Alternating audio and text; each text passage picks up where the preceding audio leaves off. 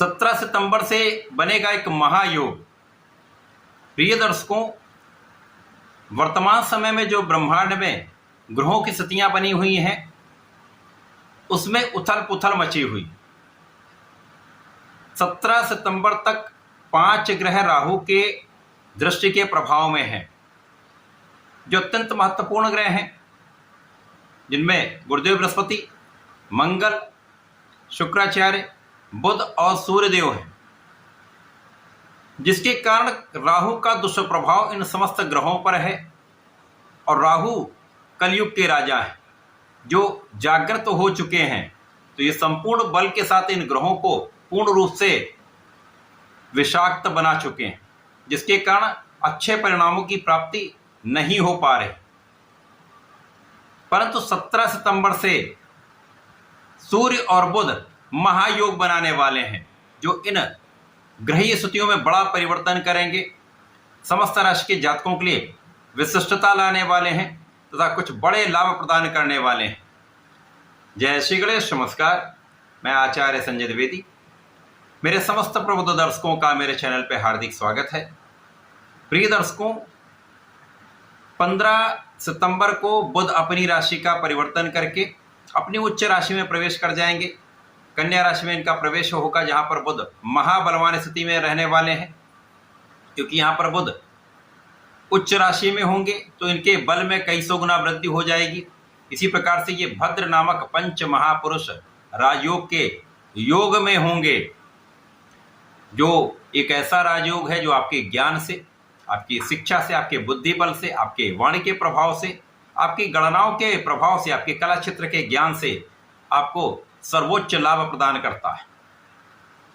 क्योंकि बुध वाणी के कारक हैं, बुध आपकी बुद्धि के कारक हैं, गणित के कारक हैं। इसी प्रकार से इस जगत में कोई भी ऐसा कार्य क्षेत्र नहीं जो बुध के बिना संभव हो। इसी प्रकार से 17 सितंबर को जब सूर्यदेव का राशि परिवर्तन कन्या राशि में हो जाएगा, तो बुध की राशि जो उनकी मित्र की राशि है, यहां पर दो मित्रों का महायोग बन जाएगा, जहां पर 9 ग्रहों में राजा सूर्यदेव राहु के ग्रहण दोष से मुक्त होकर महाबलवान स्थिति में आएंगे, जहां पर महाबली बुध के साथ इनका युति प्रभाव आरंभ होगा, जिसके कारण प्रबल रूप से बुधादित्य योग का निर्माण होने वाला है। अब बुधादित्य योग एक ऐसा राजयोग है जो आपको शासन सत्ता से, सरकार से, प्रशासनिक सेवाओं से, सरकारी नौकरी से अथवा सरकार से जुड़कर या अपना स्वयं का कुछ विशिष्ट कार्य करके, जहां पर आप स्वयं नेतृत्व करते हों, ऐसी जगहों पर आपको शीर्ष पर पहुंचाने वाला योग है, जो आपको धन भी देता है, आपको मान सम्मान की प्राप्ति भी कराता है, आपको समस्त क्षेत्रों में सफलता की प्राप्ति कराने वाला योग है। तो ये जो ग्रह स्थितियां बन रही, ये इस राहु के दुष्प्रभाव के बीच में अमृत तुल्य आपको लाभ देने वाला है। आज मैं मेष राशि के लिए बुध के इस महाबली काल का, सूर्य के साथ महायोग का, बुध और सूर्य के राशि परिवर्तन का किस प्रकार का प्रभाव प्राप्त होने वाला है, इस समय में आपको कितने लाभ मिलेंगे, इस समय का आप कैसे उपयोग कर पाएंगे, अथवा कहीं पर समस्या आ सकती है तो उसका क्या निराकरण, संपूर्ण विश्लेषण मैं पूर्ण तर्क के साथ करने जा रहा हूं। प्रिय दर्शकों, इस राशिफल को आप अपने लग्न तथा राशि दोनों के अनुसार देख सकते हैं। मेष राशि मंगल की राशि है। वर्तमान समय में मंगल का गोचर 6वें भाव में ही कन्या राशि में चल रहा है, परंतु 13 सितंबर से ये केंद्र के भाव 7वें भाव में पहुंच जाएंगे, जहां पर इनकी सीधी दृष्टि का प्रभाव लग्न पर होगा। अब ज्योतिष के नियमानुसार जब भी कोई ग्रह स्वयं की राशि, स्वयं के भाव को देखता है तो उसके प्रभाव को कई सौ गुना बढ़ा देता है। अब मंगल तो ऊर्जा के कारक हैं, तो निश्चित रूप से इस समय आपके अंदर श्रेष्ठ ऊर्जा का प्रवाह करने वाले। अब आपके अंदर सकारात्मक ऊर्जा होगी। इसी प्रकार से जब बुध और सूर्य का परिवर्तन आपके 6वें भाव में हो जाएगा, तो सूर्य को कोई त्रिक दोष नहीं लगता है, तथा ये बुध का अपना स्वयं का भाव है, जहां पर ये उच्च राशि में होंगे। यद्यपि बहुत अधिक यहां पर बुध प्रभावी नहीं होंगे, परंतु सूर्य के साथ इनका युति प्रभाव बुधादित्य योग कुछ विशिष्टता अवश्य प्रदान करेगा। सर्वप्रथम तो आपके स्वास्थ्य समस्याओं का समापन होगा, मन के तनाव को दूर करेंगे, आपका आत्मबल बहुत अच्छा रहने वाला है, आपकी ज्ञान शिक्षा का प्रभाव अच्छा रहने वाला है। इसी प्रकार से इस समय में आपको सरकारी नौकरी का योग भी बन रहा है। जो जातक तैयारी कर रहे थे, अब उनका ये काम बनने वाला है। प्रबल बुधादित्य योग आपके 6वें भाव में होकर विदेश सेवाओं में अच्छा लाभ दे सकता है। जो जातक विदेश में जाकर नौकरी करना चाहते हैं अथवा विदेश से संबंधित होकर किसी कार्य में सफलता पाना चाहते हैं, अवसर पाना चाहते हैं, उनका ये काम निश्चित रूप से सफल होने वाला है।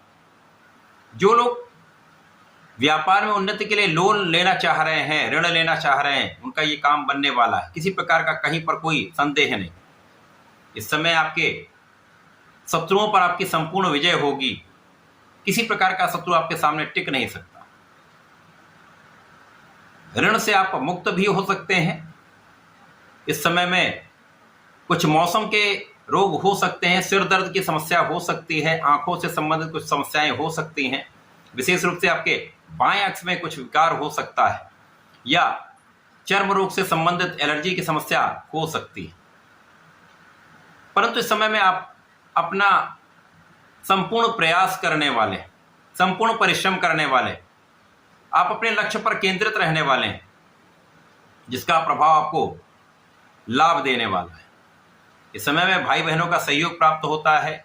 इस समय विशेष रूप से बहन का सहयोग मिलता है, घर की महिलाओं का सहयोग मिलता है।